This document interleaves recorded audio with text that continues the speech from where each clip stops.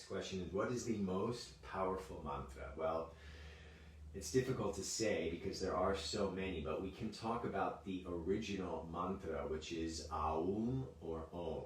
And the Aum is the sound that comes from the body, and they say this is the sound of the universe. And in India, they even talk about this as being the sound of the voice of God. So what is the difference? This is another question also. What is the difference between Aum and Om? Typically, Om is the fast way to say it. It's the way that's become the vernacular or common usage.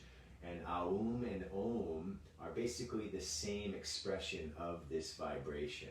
And we can connect to this powerful vibration of the universe that's for healing and for purifying and for connecting us to the highest state of consciousness. This is why it's considered the primordial sound, the original sound. And when we make this sound, it helps this energy and this vibration and this sound to come through the full expression of what the mouth can do to create a sound, because it comes from deep in the throat into the whole mouth, and then the lips touch at the end, and that sound goes into the brain and massages the brain. Now, another bit of the symbolism about Aum and Om is that it consists of three different sounds, A, U, and And these three sounds represent everything in the universe. It represents creation, maintenance, and destruction or transformation. It represents the past, present, and future. It represents the three different states of consciousness: the waking state, the sleeping state, and the dream state, the deep sleep state without any dreams, and the dream state. So when we talk about Aum, it's really considered an encapsulation of everything in this manifest universe. And there is a sacred text, or an ancient text, called the Yoga Sutras, written by the great sage Patanjali. And he synthesized the science of yoga that had existed up till his time. And this book was written, I'm not sure, but about 2,500 years ago. And what he stated in this long treatise all about the yoga science, he said the most powerful practice, and the only one we really need to reach moksha or liberation, meaning freedom from suffering, freedom from illusion of separation, the transcendence of the limitations of the ego, body, and mind, the only practice that we need is to chant Om or Aum internally or externally. He called it pranava.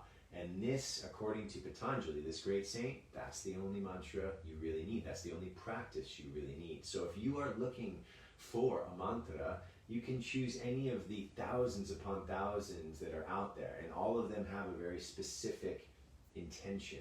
But Aum is the one that I usually go back to again and again.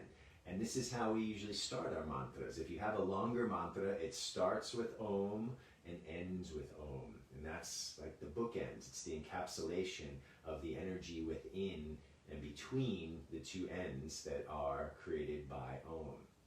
Now, what I'd like to share with you about Om and Aum is a specific way to chant this mantra from the tantric perspective. Remember, yoga is thousands of years old, coming from the Vedas to classical yoga to Tantra yoga, and even into the modern times. And the science has evolved as humanity, and our consciousness, mass consciousness, has been evolving for thousands of years. So new teachings come to help us as individuals and as the human collective to face the challenges of the time that they are living in. And Tantra was a science, and it still exists today, and it's just as powerful and relevant today as it was when it was created about 400 to 500 CE or AD, depending on which way you look at the calendar of our years in history. But this science of Tantra is all about working with energy. And so they came along and said, let's learn how to chant these mantras in a way that really has the most beneficial effect on the energy. So when we want to chant Om or Aum, what we do is we take a deep inhale all the way down to the pelvic floor. And as we open the mouth, we start to sing or pronounce this sound. And you can do it one of two ways. You can say, Om,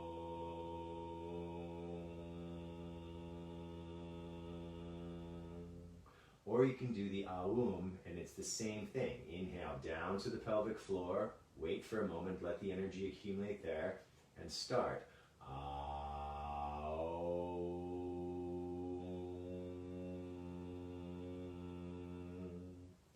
what happens when we chant Om or Aum is that energy rises through the central channel. This is the energy channel just in front of the spine. And as we send that energy up through the energy channel, it's opening our energy centers or chakras that reside or are located within that central channel just in front of the spine. So this is a very complete practice. And as you chant, the energy rises and it goes into the brain. And when we finish the last sound, in this version or in this technique, we are not actually touching the lips to make the sound. The lips stay apart, and it's more like an O-N-G. And you make that sound, and it comes into the nasal passage, and therefore it will start to vibrate the pineal gland in the center of the brain. And this is the third eye, or Agnya chakra. And the ability to vibrate this is what helps us to purify everything below it, because the third eye, or Agnya chakra, is the mental command center, and it controls all of the energy centers below it.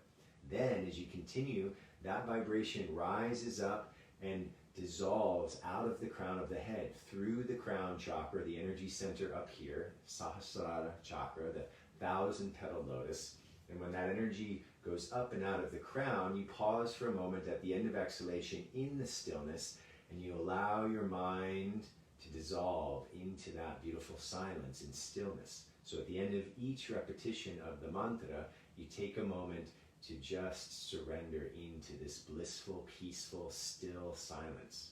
And then you inhale again, right back down to the pelvic floor, and hold that for a moment, and you start the chanting of the mantra once again. So this is a wonderful practice that I wanted to share with you today. And this is something that you can do for 5 or 10 minutes, and I guarantee that when you do this, you're going to feel an energy moving into the brain, and this is a great purification. The whole practice of yoga is really about purification. We are already the divine, we are already perfectly blissful and silent within ourselves, but we don't get to access that because the monkey mind gets in the way, our thoughts, our emotions, the toxins of the food we eat, and the air that we breathe, and the energy that's preventing us from accessing that peaceful, blissful state of which is our true essence. So this science and using Om or Aum is an amazing way to sit for a few minutes and bring yourself into that beautiful, peaceful state. And that's what we all need. We need the therapy. We need to take the time out of our busy modern life and sit quietly. You know, we're so addicted to stimulation and hyper-stimulation, really, that the therapy for our modern world is being still and being quiet and looking within and accessing that beautiful stillness and silence that's within us. If we take the time and do a little bit of practice, we can access this. And when we are in that space, the body, the emotions, and the mind automatically heal themselves. That's what's so beautiful about this science, is that all you need to do is be able to find a few moments each day to bring yourself into quietness, and you start to regenerate and rejuvenate yourself automatically. It happens without even having to think about the rejuvenation, if you can just find a few minutes every day to come into some stillness and silence. And this is what I want to share with you, that mantra is a beautiful way, a beautiful practice for purifying, as I'm saying. And at the end of each mantra, we just sit and we look within with the eyes closed, and we feel the effect of the practice. That's the awareness phase. And this is a very important part of our yoga science that often gets overlooked in the modern world. This idea that what the practices are guiding us towards is a meditative state. It's not only about getting strong and flexible and being able to do, incredible postures with the body. It's actually, that's the foundation, one of the foundations, so that we can sit still. The whole asana practice guides us to a place where we can be able to sit quietly, do our breathing practices, then our mantra, then our meditation. So this is why mantra is so powerful.